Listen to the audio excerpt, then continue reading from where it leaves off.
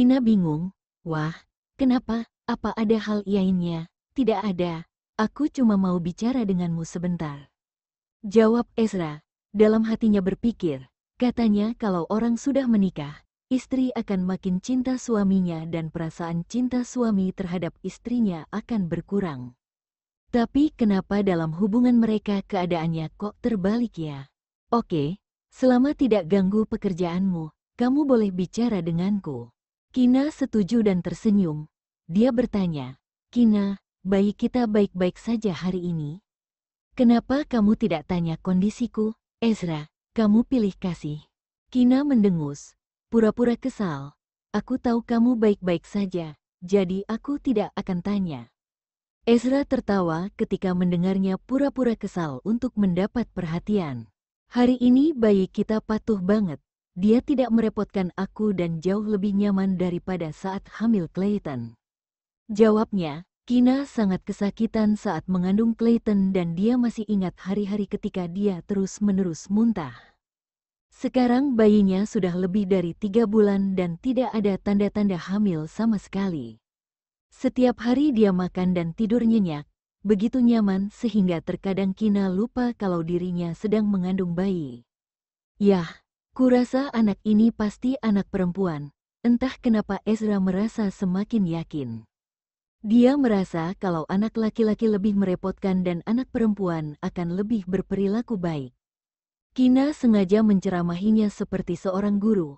Kamerat Ezra Okto, entah anak kita putra atau putri, dia tetap sangat berharga. Setelah itu Ezra masih bersikeras dan berkata lagi, tidak peduli berapa kali aku melihatnya, aku masih berpikir anak ini adalah anak perempuan. Kina langsung geli dengan sikapnya dan terus tertawa. Keduanya mengobrol sebentar sebelum menutup telepon. Saat hampir tengah hari, Rafael membawa Giselle ke rumah keluarga Okto. Kina memelototi Rafael ketika dia melihat Giselle menjadi lebih kurus. Rafael sedikit mengeluh. Dalam hatinya berkata, aku tidak ngapa-ngapain Giselle kok. Giselle, mulai hari ini kamu tinggal saja di rumah keluarga Okto sampai kamu melahirkan. Keluarga Okto punya banyak pelayan yang bisa merawatmu dengan baik. Kata Kina sambil menarik Giselle ke dalam rumah. Giselle tersenyum tipis dan tidak mengatakan apapun. Ekspresi Rafael sedikit berubah. Bibirnya terkatup rapat dan tidak berbicara. Diam-diam berpikir, padahal barusan aku minta Nyonya Kina untuk bantu tanya alasan kenapa Giselle sedih. Tapi dia tidak menanyakan hal itu dan malah menyuruh Giselle untuk tinggal di rumah keluarga Okto. Rafael pergi setelah makan siang di rumah keluarga Okto. Kina tidak langsung menanyakan apa yang terjadi pada Giselle dan mereka hanya mengobrol santai seperti biasa. Di sisi lain, Rafael sudah tidak sabar. Jadi dia menelepon saat sore hari untuk menanyakan apakah Kina sudah bertanya alasan kenapa Giselle terlihat sedih. Dan Kina menjawab dengan tenang, belum. Kemudian Kina bertanya, Rafael, gimana perasaanmu tentang Giselle? Rafael tidak begitu paham apa maksudnya dan bertanya, apa maksudmu? Gak apa-apa sih, Kina terdiam selama beberapa detik, maksudku, kamu dan Giselle menikah demi bayi. Kamu bisa perlakukan dia sebagai ibu pengganti dan tidak perlu terlalu memberi perhatian dan energi untuknya. Aku juga yakin Giselle bisa merawat bayimu dengan baik. Kamu tidak perlu khawatir soal ini, Nyonya muda kedua. Suara Rafael terdengar sedikit tegas, menunjukkan kalau dia agak kesal. Kina juga tidak marah dan bertanya dengan serius. Rafael, izinkan aku bertanya ya. Apakah kamu pernah berpikir menghabiskan seumur hidupmu bersama Giselle? Aku tidak tahu. Rafael merasa ragu sejenak sebelum menjawab. Sebelumnya dia menikahi Giselle demi bayinya dan pada saat itu dia membuat kesepakatan dengan Giselle bahwa jika salah satu pihak bertemu dengan seorang yang dia sukai di masa depan, maka pihak lain akan merelakannya dan bercerai. Tapi setelah menikah, Rafael tidak pernah memikirkan soal perceraian. Kina juga tahu isi perjanjian pernikahan yang ditandatangani oleh Rafael dan Giselle. Dan dia paham apa maksud dari "aku tidak tahu" yang diucapkan Rafael. Artinya, Kalau nanti Giselle bertemu orang yang dia sukai, kamu akan merelakannya, kan? Tunggu deh. Sepertinya topiknya sudah melenceng terlalu jauh. Napas Rafael tercekat dan memegang erat ponselnya. Apa yang dimaksud oleh Kina? Apakah maksudnya alasan Giselle tidak bahagia akhir-akhir ini adalah karena... Ekspresi Rafael menjadi agak muram ketika mengingat perjanjian itu. Jika suatu saat Giselle bertemu orang yang dia sukai, maka anak itu akan menjadi milik Rafael. Jadi akhir-akhir ini dia sedang galau karena kesulitan memilih antara anak dan orang yang dia sukai. Saat melihat Rafael tidak berbicara, Kina berkata lagi, "Aku belum tanya alasan kenapa Giselle jadi sedih. Kalau aku sudah tanya, aku akan segera kasih tahu kamu." "Kamu benar-benar belum tanya?" Rafael memikirkan asumsi yang baru saja Kina tanyakan. Jadi dia sedikit bertanya apakah jangan-jangan Kina tahu tapi menolak untuk memberitahunya. Saat mendengar pertanyaannya, Kina hanya mengira dia khawatir tentang Giselle dan tidak marah padanya lagi. "Iya, aku belum tanya." Rafael tiba-tiba jadi tidak ingin tahu apa alasan Giselle sedih. "Kalau gitu tidak perlu tanya deh. Giselle akan tinggal di rumah keluarga Okto selama beberapa hari dan aku akan jemput dia." "Oh, baiklah." Kina sedikit bingung. Barusan dia masih ingin tahu apa alasannya dan sekarang kok dia jadi tidak ingin tahu. Meskipun Rafael bilang dia tidak ingin tahu alasannya, tapi Kina akan tetap bertanya. Sebelum menutup telepon, dia berkata lagi, "Dulu kalau aku merasa kesal karena sesuatu, aku pasti selalu bilang pada Ezra dan keluargaku. Dan dia akan langsung tanya padaku kalau punya pertanyaan. Tapi kalian berdua emang aneh banget." Tanpa memberi kesempatan Rafael untuk berbicara, Kina langsung memutuskan panggilan. "Hah, Rafael?" Langsung lari setelah membuatnya kesal. "Sialan." Malam hari, Ezra memeluk istrinya yang lembut dan harum, lalu bertanya, "Kamu sudah tanya alasannya pada Giselle?" "Belum." Tiba-tiba Rafael bilang, "Aku tidak perlu tanya." Kina menggelengkan kepala untuk menyangkalnya. Setelah mendengar ini, Ezra memutuskan untuk tidak membicarakan topik ini lagi. Kemudian Ezra mengatakan sesuatu yang mengejutkan dengan tenang, "BTW, Judith akan menikah." Kina sangat terkejut sehingga dia mendorongnya menjauh. "Kamu bilang apa? Judith akan menikah?"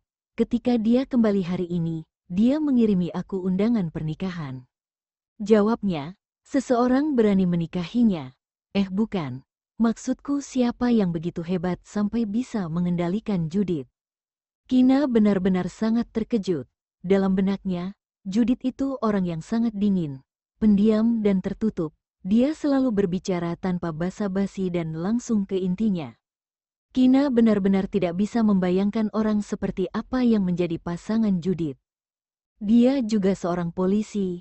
Kami bertemu beberapa tahun yang lalu dan berpapasan dengan Judith. Ezra mengatakan bahwa beberapa tahun yang lalu saat Ryuko menaruh serangga di kamar mereka dan kemudian ada beberapa orang yang meninggal. Salah satu pimpinan polisi yang bertanggung jawab atas penyelidikan pada saat itu berdebat dengan Judith tapi tidak bisa mengalahkannya. Kina mencoba mengingatnya selama beberapa saat sebelum akhirnya dia ingat siapa orang itu. Tapi dia tidak ingat seperti apa wajahnya. Kina mendengus pelan lalu tersenyum. Mereka berdebat. Ternyata dari berdebat bisa saling jatuh cinta ya. Beberapa tahun lalu orang itu tidak bisa mengalahkan Judith. Tapi sekarang dia bisa mengendalikannya ya. "Dia tidak akan bisa mengendalikannya," jawab Ezra. "Ketika Judith ada di organisasi, dia adalah seorang pengawal yang sangat baik yang sudah melalui pelatihan tentara, dan pelatihannya tidak sebanding dengan pelatihan polisi kriminal di Akademi Kepolisian. Kapan mereka mulai dekat, aku tidak menyangka kalau Judith bisa menyembunyikannya. Sebelumnya aku ketemu dia beberapa kali, tapi aku tidak memperhatikannya dan sekarang Judith kasih tahu kita kalau dia akan menikah." Kina merasa sedikit emosional ketika mendengar kabar baik ini dan mengharapkan yang terbaik dari lubuk hatinya untuk Judith. "Aku tidak tanya kapan mereka mulai dekat, dia cukup pendiam," kata Ezra. "Terus mana undangan pernikahannya?" cepat tunjukkan padaku. Oke, Ezra melepaskan pelukannya dan pergi untuk mengambil 2 undangan pernikahan yang dirancang sangat indah dari tas kerjanya. Pernikahan Judith akan diadakan 1 bulan lagi. Kina membaca undangan pernikahan itu berulang kali, lalu bertanya padanya. Ezra, Judith kan mau nikah. Menurutmu kita harus kasih hadiah apa? Uang, jawabnya dengan sederhana dan frontal. Kina, kita tidak tahu mereka suka apa, jadi kasih uang aja dan biarkan mereka beli apa yang mereka suka. Jelas Ezra. Setelah jeda dia berkata lagi, kalau menurutmu kasih uang tidak sopan, kasih saja 1 set perhiasan. Berapa banyak yang mau kamu berikan? Tanya Kina. Saat mendengar apa yang dia katakan, Kina berpikir memberi uang juga ide yang baik. Kalau memberi hadiah kemungkinan hadiahnya tidak akan atau jarang digunakan. Tapi kalau memberi uang, mereka bisa membeli apa yang disukai atau sedang dibutuhkan. Terserah kamu. Kamu bisa kasih sebanyak yang kamu mau. Katanya, kalau gitu aku akan kasih dia brankasmu ya. Kata Kina sambil bercanda. Ezra tersenyum tipis. Ya gak apa-apa sih, asal jangan kasih dirimu aja. Kamu boleh kasih itu kok. Terus kalau setelah itu kita tidak punya uang, kita bisa minta adik ketiga membiayai keluarga kita. Vito Presdir KRC International. Apa-apaan ini? Beraninya kamu bilang gitu ya? Sejak kapan kamu jadi bajingan kayak gitu? Kina tidak bisa berhenti tertawa karena kata-katanya. Setelah aku bertemu kamu, Ezra terkekeh dan meraih tangan kecil Kina yang mencubit pipinya. Aku pura-pura tidak dengar deh. Kina mendengus dengan arogan, mengingat saat ketika Ezra benar-benar seperti bajingan yang memaksa untuk pernikahan kilat dengannya. Tapi dia tidak bisa menahan senyumannya ketika memikirkan ini. Baiklah. Dia akan mendengarnya. By the way, Kina seperti mengingat sesuatu dan bertanya dengan santai. Aku ingat ketika aku mengalami kecelakaan dan lenganku terbakar. Setelah kembali dari kota Zaun ke kota Leicester, aku belum bertemu Judith lagi. Apakah saat itu dia udah kerja di kantor polisi? Dia langsung teringat bahwa Judith bekerja sebagai polisi setelah ledakan itu dan setelah semua orang mengira Kina sudah mati. Saat Judith tidak ada di sisinya dan Lucinta belum meninggal, ketika Ezra bekerja, dia tidak akan membiarkan Judith berhenti bekerja sebagai pengawal. Mungkin saja Judith dikirim untuk melakukan hal lain yang lebih penting. Ezra tidak menyangka Kina tiba-tiba bertanya tentang ini dan dia merenung sejenak. Aku khawatir Lucinta akan melampiaskan kemarahannya pada orang tua yang menyelamatkan kamu. Jadi aku kirim Judith untuk melindungi kedua orang tua itu dan dia tidak boleh kembali sampai bisa menyingkirkan Lucinta. Jika kedua orang tua itu tidak menyelamatkan Kina, maka mungkin Ezra tidak akan bisa bertemu dengannya lagi. Kedua orang tua itu adalah penyelamatnya dan Kina, jadi tentu saja dia tidak ingin melibatkan mereka atau membiarkan sesuatu terjadi pada mereka. Oh, jadi gitu. Saat itu Kina terluka dan hatinya hanya memikirkan putranya, jadi dia tidak pernah memikirkan hal ini. Lalu dia berkata seperti seorang pemimpin yang memuji bawahannya, bolehlah, boleh juga. Kamu sudah melakukan pekerjaan dengan baik tentang masalah ini. Setelah Kina kembali padanya 2 tahun lalu, dia dan Kevin pernah pergi menemui kedua orang tua itu. Kedua orang tua itu pindah ke desa dan menganggap mereka sebagai cucu, yang berusia 16 atau 17 tahun. Dan dikatakan bahwa orang itu dikirim sebagai pengawal rahasia dan Ezra secara khusus mengirim mereka untuk merawat kedua orang tua itu sampai mereka meninggal. Karena aku sudah melakukannya dengan baik, bukannya seharusnya kamu kasih aku hadiah? Tanpa memberinya kesempatan untuk bereaksi, Ezra menundukkan kepala dan mencium bibirnya, mengambil undangan pernikahan di tangan Kina dan menyingkirkannya. Karena Kina baru hamil 3 bulan, Ezra jadi tidak berani melakukan apapun, hanya mencium juga memeluknya dan tidak berani melakukan yang lebih dari itu. Akibat dari berciuman dan berpelukan adalah nafsu yang membara. Pada akhirnya, Kina dibawa ke kamar mandi dan ketika dia keluar, kakinya sudah terlalu lemas untuk dipakai berjalan. Dia berbaring di tempat tidur dengan tidak berdaya dan menatap langit-langit. Bukankah Giselle memberitahunya, menurut internet kemampuan seorang pria untuk melakukan itu akan menurun setelah berumur 30 tahun? Tapi kenapa pria ini masih sangat kuat dan tahan lama meskipun sudah 10 tahun? Kina berpikir kalau tadi dia tidak menghentikannya, maka mungkin Ezra masih akan meminta untuk melakukan itu lagi. Kenapa? Ezra yang cukup puas, berbaring miring di sebelahnya dan mengulurkan jari telunjuknya untuk menyentuh pipinya. Dia merasa Kinanya semakin tua semakin terlihat muda, cantik dan manis. Membuatnya ingin menerkamnya lagi.